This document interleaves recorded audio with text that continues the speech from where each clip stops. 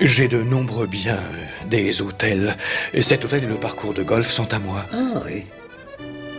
Mais j'ai également une autre activité, dans les pierres précieuses. J'ai une société d'exportation à Santiago, au Chili. Et c'est là que tout a commencé. Il s'agit d'un trafic, monsieur Poirot. Sur une grande échelle. Je ne peux pas vous parler ici. C'est trop dangereux. Pouvez-vous venir chez moi demain? La Villa Geneviève, juste après la Villa Marguerite, de l'autre côté du parcours de golf. Oui, d'accord. Merci, monsieur Poirot. Merci et à demain. Au revoir, monsieur Renaud. Au revoir. À l'oiseau qui s'enfuit, bien chercher. C'est étrange, n'est-ce pas, Hastings? Ce monsieur Renaud, il m'a parlé d'un tas de choses. Et en fin de compte, il ne m'a rien dit. Hastings. Tristement dans mon cœur plus lourd. Et pourtant, j'attendrai ton retour.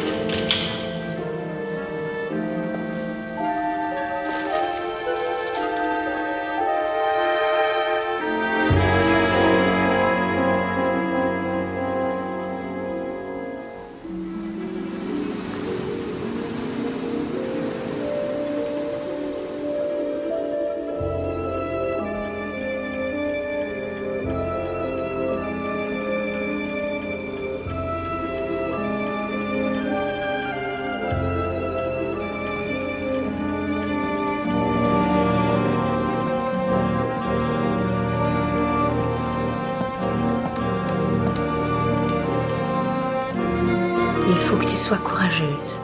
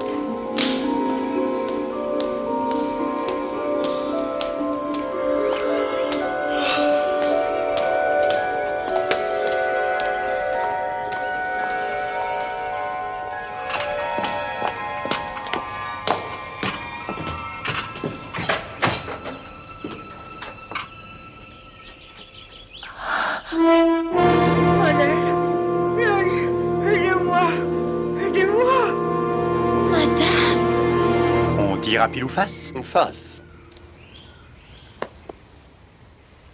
Ah, pas de chance, c'est pile.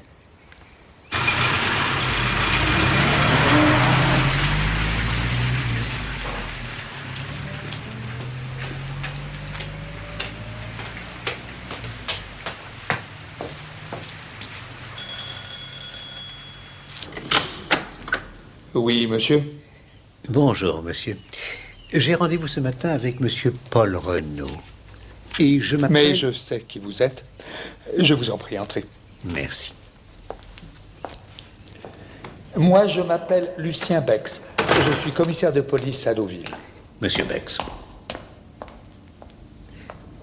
Il est arrivé quelque chose à monsieur Renaud?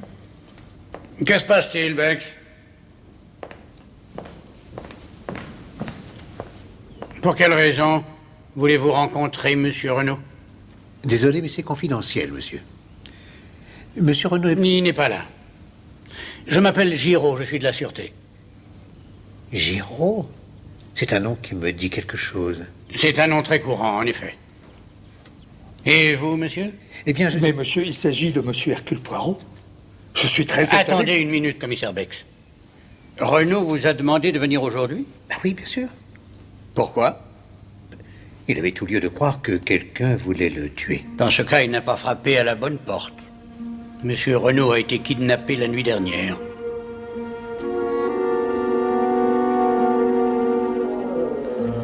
Êtes-vous à l'hôtel du Golfe? Oui, je descends ici chaque année. Je présume que vous n'étiez pas au bar hier soir. Il y avait une chanteuse avec une voix merveilleuse. Vous permettez? Oh, désolé. Merveilleuse.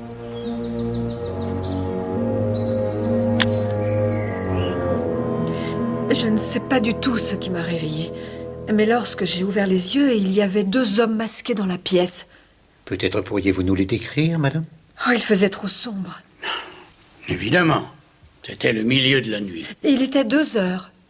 Je le sais parce que j'ai entendu sonner l'horloge. C'est une chance. Oui, en effet. Continuez. Un des 2 hommes m'a posé un bâillon sur la bouche et ensuite il m'a ligoté. L'autre homme se tenait auprès de Paul. Il avait pris un couteau qui se trouvait sur ma coiffeuse, ici. C'était un cadeau de mon fils Jack. Il menaçait Paul avec ce couteau. Il vous a parlé? Oui, dans un espagnol d'Amérique du Sud. Il venait du Chili, ça j'en suis persuadée. C'est là-bas que j'ai rencontré Paul et nous y avons vécu pendant des années. Que vous a-t-il dit? Sabelo que queremos. Vous savez ce que nous voulons. Voilà ses premiers mots. Ensuite, il a dit, les papiers, où est-ce qu'ils sont? Oui, monsieur Renaud m'avait parlé d'un trafic. Que s'est-il passé ensuite? Eh bien, je suis désolée, mais je ne me souviens de rien d'autre. Je crois qu'ensuite, je me suis évanouie. Oh, mon Dieu! Non, madame. Ne pleurez pas. Poirot le retrouvera. Oh. Vous permettez, madame?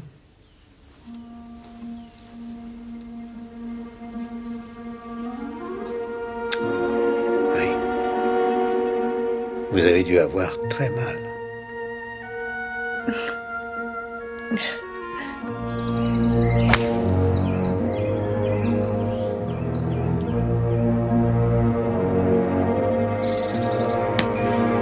On dirait que mon partenaire n'a pas l'esprit au jeu.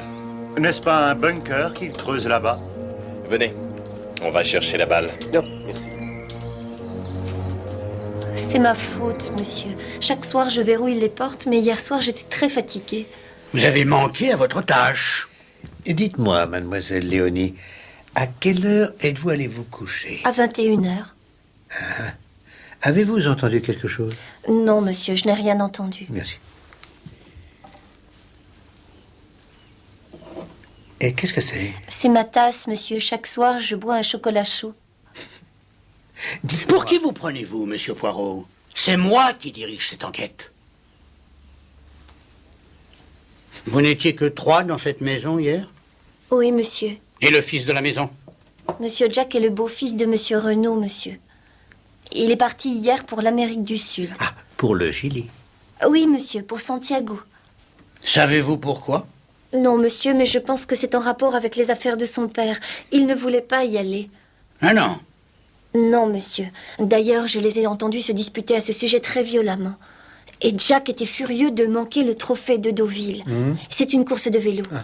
Il s'était beaucoup entraîné. Dites-moi, mademoiselle, monsieur Renaud et son beau-fils se disputaient fréquemment? Oui, monsieur, ça leur arrivait souvent. Ah, où voulez-vous en venir, Poirot? Vous pensez que Jack Renaud a kidnappé son beau-père? Je crois que ce que pense Hercule Poirot dépasse sans doute votre entendement, monsieur. Il n'y avait personne d'autre dans la maison, pas de gardien ni d'homme à tout faire? Laurence, le chauffeur, aurait dû être là, mais il est en vacances. Quand est-il parti? Hier, monsieur. Lui aussi? C'est curieux.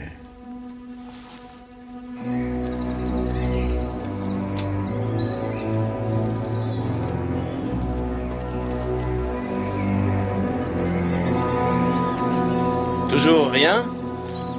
Non.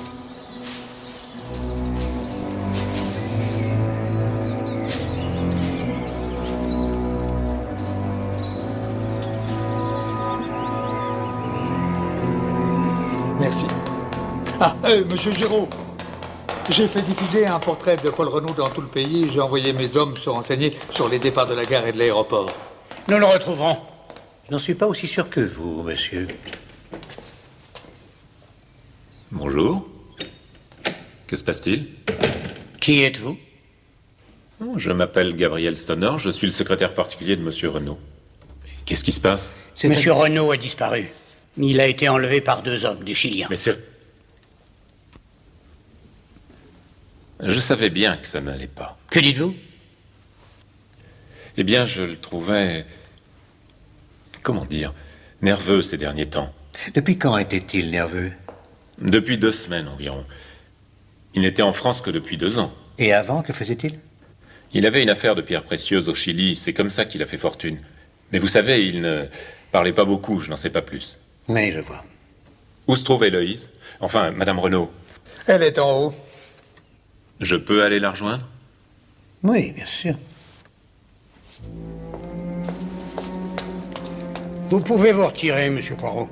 Monsieur Giraud? Vous ne croyez tout de même pas que je vais vous laisser mettre votre nez dans cette enquête? C'est mon affaire, vous entendez? Et si quelqu'un ici doit retrouver monsieur Paul Renaud, je peux vous assurer que ce sera moi et pas vous.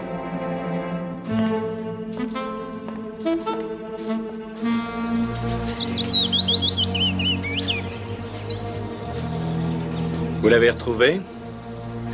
Non. Je vais jeter un coup d'œil là-bas.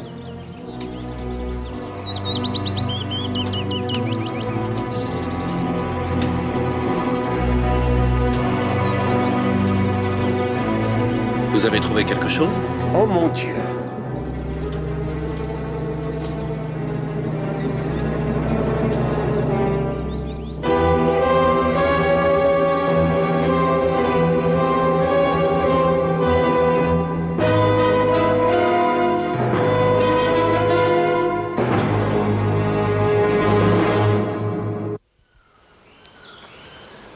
Alors, docteur Routet? Bien, je dirais que la mort remonte à 2 heures du matin. Il a été poignardé dans le dos, avec une arme inhabituelle. C'est un simple coupe-papier. On dirait que la pierre sur le manche est un saphir. Madame Renaud a dit qu'ils avaient pris un couteau dans sa chambre. Un cadeau de son fils. Avez-vous fait prévenir, Madame Renaud? Pas encore, Astix. Et c'est une tâche dont je n'ai pas envie de me charger. Nous avons relevé des empreintes de pas. Vous n'avez pas sauté dans ce trou?